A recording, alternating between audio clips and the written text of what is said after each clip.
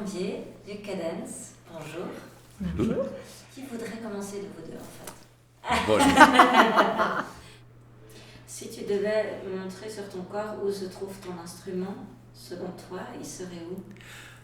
Bonne question. Ça, c'est vraiment une bonne question. Il y a 20 ans, c'était plutôt ici que je chantais plutôt là.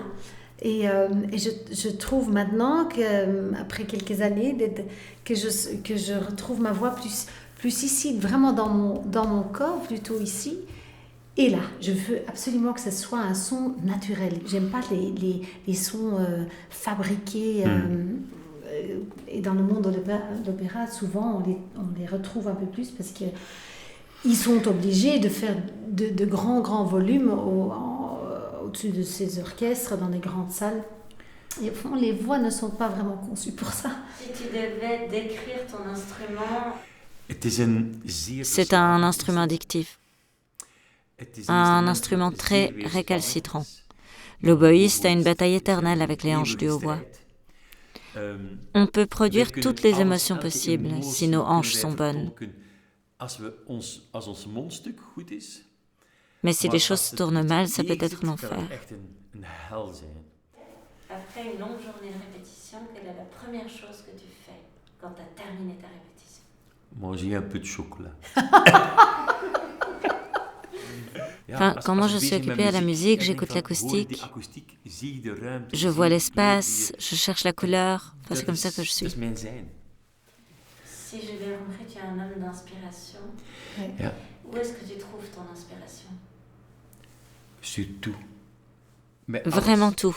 Ça peut être une poussière qui se balade à travers la lumière. Ça peut être quand Anne me sourit. Et comment est-ce que c'est deux musiciens qui vivent ensemble? On s'ennuie jamais. Non. Non. Quelle est la première chose que tu fais quand tes partitions arrivent? Analyser, regarder, sentir le papier même. Je parle français. Je